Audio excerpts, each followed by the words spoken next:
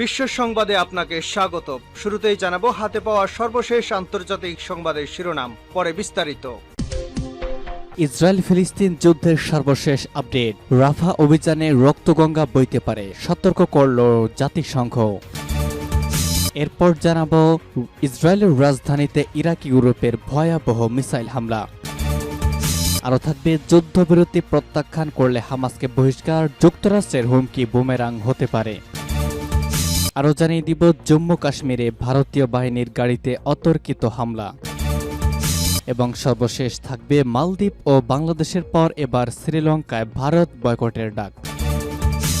রাফা অভিযানে রক্তগঙ্গা বইতে পারে, সতর্ক করল ডব্লিউএইচও। ফিলিস্তিনের গাজা দক্ষিণাঞ্চলের রাফা শহরে ইসরায়েলি বাহিনী অনুপ্রবেশ করে আক্রমণ চালালে সেখানে রক্তগঙ্গা বয়ে যাবে বলে সতর্ক করে দিয়েছে বিশ্ব স্বাস্থ্য সংস্থা ডব্লিউএইচও। রাফা শহরে রয়ে যাওয়া হামাস সদস্যদের নিশ্চিহ্ন করতে সেখানে বড় পরিসরে স্থল অভিযানের কথা পুনর্ব্যক্ত করেছেন ইসরায়েলি প্রধানমন্ত্রী বেনিয়ামিন নেতানিয়াহু। প্রায় 7 মাস ধরে চলা যুদ্ধে গাজার বেশিরভাগ মানুষ এখন রাফায় আশ্রয় নিয়েছে। এই পরিস্থিতিতে রাফায় আশ্রয় নেওয়া প্রায় 12 লাখের মানুষের ওপর ইসরায়েলি সামরিক অভিযানের সম্ভাব্য প্রভাব নিয়ে ডব্লিউএইচওর মহাপরিচালক তেদ্রোস আধানম গেব্রেয়েসুস সতর্ক করে দিয়েছেন। এক এক্স টুইট বার্তায় তেদ্রোস আধানম গেব্রেয়েসুস বলেন, গাজায় রাফায় সম্ভাব্য পূর্ণমাত্রার সামরিক অভিযান নিয়ে ডব্লিউএইচও উদ্বিগ্ন।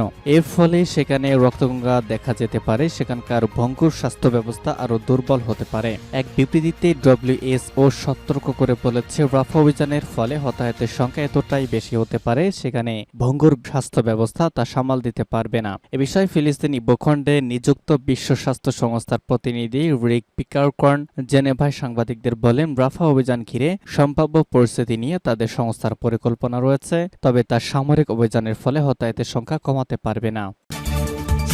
তেল আবিবে ইরাকি গ্রুপের হামলা। ইসরায়েলের রাজধানী তেল আবিবের লক্ষ্যবস্তুতে ক্ষেপণাস্ত্র হামলা চালিয়েছে ইরাক ভিত্তিক সশস্ত্র সংগঠন ইসলামিক রেজিস্ট্যান্স। ক্রুজ ক্ষেপণাস্ত্র ব্যবহার করে একাধিক হামলা করেছে দলটি। আরব নিউজের খবরে বলা হয়েছে, ইসরায়েলের রাজধানী তেল আবিবে ক্রুজ মিসাইল ব্যবহার করে একাধিক হামলা চালিয়েছে ইসলামিক রেজিস্ট্যান্স। এর মধ্য দিয়ে প্রথমবারের মতো তেল আবিবকে লক্ষ্যবস্তু বানায় তারা। সূত্রটি জানিয়েছে, চলমান গাজা যুদ্ধে 6 মাসেরও বেশি সময় ধরে ইরাক ও সিরিয়ায় মার্কিন বাহিনীর ওপর এবং ইসরায়েল লক্ষ্যবস্তুতে কয়েক ডজন রকেট ও ড্রোন হামলার দাবি করেছে দলটি। তবে তাদের এসব হামলার বিষয়ে প্রকাশ্যে কখনো মন্তব্য করেনি ইসরায়েল। যুদ্ধবিরতি প্রত্যাখ্যান করলে হামাসকে বহিষ্কার, যুক্তরাষ্ট্রের হুমকি বুমেরাং হতে পারে। ইসরায়েলের প্রস্তাবিত যুদ্ধবিরতি চুক্তি গ্রহণ করতে গাজা ভিত্তিক ফিলিস্তিনি প্রতিরোধ আন্দোলন হামাসের অনীহার প্রেক্ষাপটে হতাশা বাড়তে থাকায় কাতার থেকে হামাস নেতাদের বহিষ্কার করার দাবি জানাচ্ছে যুক্তরাষ্ট্র। মার্কিন পররাষ্ট্রমন্ত্রী অ্যান্টনি ব্লিংকেন গত মাসে কাতারকে হুঁশিয়ার করে দিয়ে বলেছে যে হামাস যদি আরেকটি যুদ্ধবিরতি প্রস্তাব প্রত্যাখ্যান করে তবে কাতারের উচিত হবে হামাসের সিনিয়র কর্মকর্তাদের বহিষ্কার করা। ওয়াশিংটন পোস্ট আজ এই খবর প্রকাশ করেছে। ওয়াশিংটন পোস্টের প্রতিবেদনে 3 সিনিয়র নেতার উদ্ধৃতি দিয়ে দাবি করা হয়েছে যে কয়েক মাস ধরেই কাতার হামাস নেতাদের বহিষ্কারের প্রস্তুতি নিচ্ছে। এর কারণ হলো যুদ্ধবিরতি প্রস্তাবগুলো গ্রহণ করার ব্যাপারে হামাসের অনীহা, আর বর্তমান প্রস্তাবের প্রতি হামাস সাড়া না দেওয়ায় ওই হতাশা আরও বেড়ে গেছে। বাইডেন প্রশাসন আশা করছে যে কাতার থেকে হামাস নেতৃত্বকে বহিষ্কারের হুমকিতে রাজনৈতিক ফায়দা পাওয়া যাবে, তবে বিশ্লেষকরা দাবি করছেন এতে আলোচনারই কেবল জটিল হবে। আলোচনার সাথে সংশ্লিষ্ট এক কর্মকর্তা বলেন, দোহায় হামাসের ওপর চাপ প্রয়োগ অকার্যকর চাপ। সমস্যা হলো লোকজন সিদ্ধান্ত নেয় গাজা বসে, আর তাদের রাজনৈতিক অফিস কোথায় হবে তা নিয়ে তারা পরোয়া করে না। কাতারে নিযুক্ত সাবেক মার্কিন রাষ্ট্রদূত প্যাট্রিস থেত্রস সূত্রটিকে বলেছেন, কাতার থেকে হামাসকে অপসারণ হবে হোয়াইট হাউজের জন্য দুঃস্বপ্ন।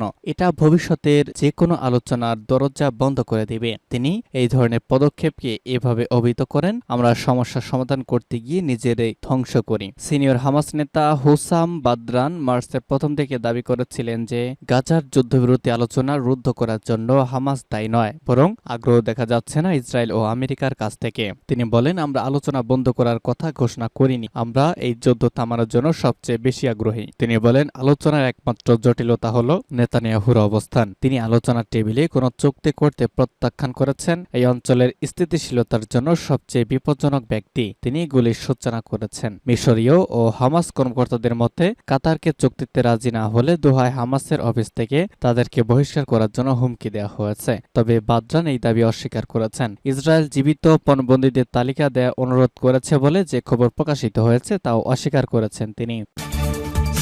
জম্মু কাশ্মীরে ভারতীয় বাহিনীর গাড়িতে অতর্কিত হামলা। ভারতের জম্মু এবং কাশ্মীরের পুঞ্জ জেলায় দেশটির নিরাপত্তা বাহিনীর গাড়ির ওপর শনিবার সন্ত্রাসী হামলা হয়েছে। এতে দেশটির বিমান বাহিনীর অন্তত ৩ জন সদস্য আহত হয়েছে। সূত্রের বরাত দিয়ে তথ্য জানিয়েছে এনডিটিভি। খবরে বলা হয়েছে ভারতীয় বিমান বাহিনীর সদস্যরা 2টি গাড়িতে করে যাচ্ছিল। সেই সময় পুঞ্জ জেলার সোরানকোট এলাকায় সন্ত্রাসী হামলা চালায়। তারা তাদের গাড়ি লক্ষ্য করে অতর্কিত গুলিবর্ষণ করে। চলতি বছর দেশটির সশস্ত্র বাহিনীর ওপর অঞ্চলটিতে প্রথমবারের মতো বড় ধরনের হামলা। তবে এই হামলা এখনো পর্যন্ত কোনো ক্ষয়ক্ষতি বা তেমন হতাহতের ঘটনা ঘটেনি। এছাড়া এই হামলার দায় এখনো পর্যন্ত কোনো সন্ত্রাসী গোষ্ঠী স্বীকার করেনি। সর্বশেষ জানাবো মালদ্বীপ ও বাংলাদেশের পর এবার শ্রীলঙ্কায় ভারত বয়কটের ডাক। মালদ্বীপ ও বাংলাদেশের পর এবার শ্রীলঙ্কায় শুরু হয়েছে ইন্ডিয়া আউট আন্দোলন। সম্প্রতি দেশটির কর্তৃপক্ষ ভারতের সাথে সম্পৃক্ত একটি কোম্পানিকে বিমানবন্দরে ভিসা প্রসেসিং এর দায়িত্ব হস্তান্তর করলে এই আন্দোলন গতি পায়। শ্রীলঙ্কা গার্ডিয়ানের এক প্রতিবেদনে গতকাল এই তথ্য জানানো হয়। প্রতিবেদনে বলা হয় শ্রীলঙ্কায় ভারতীয় আধিপত্য রুখে দিতে শুরু হয়েছে ইন্ডিয়া আউট আন্দোলন। সম্প্রতি দেশটির বিমানবন্দরে ভিসা প্রসেসিং এ ভারতীয় কোম্পানিকে সম্পৃক্ত করা হলে এই আন্দোলন গতি লাভ করে। সেখানে দেশটিতে ভারতের অর্থনৈতিক নিয়ন্ত্রণ এবং দেশের সার্বভৌমত্ব সম্পর্কে গভীর উদ্বেগ প্রকাশ করা হয়। তারা দাবি করে শ্রীলঙ্কার অর্থনীতি ও কৌশলগত খাতগুলো এখন ভারতীয় আধিপত্যবাদের দখলে। এর একটি নমুনা দৃষ্টিগোচর হয়েছে বিমানবন্দরের এই ঘটনার মধ্য দিয়ে। এক আন্দোলন কর্মী গণমাধ্যমকে জানান, আমরা ভারতীয় আধিপত্যবাদের দাস নই, সেজন্য সরকার যথাযথ ব্যবস্থা না নিলে আমরা আরো কঠোরভাবে প্রতিবাদ চালিয়ে যাব।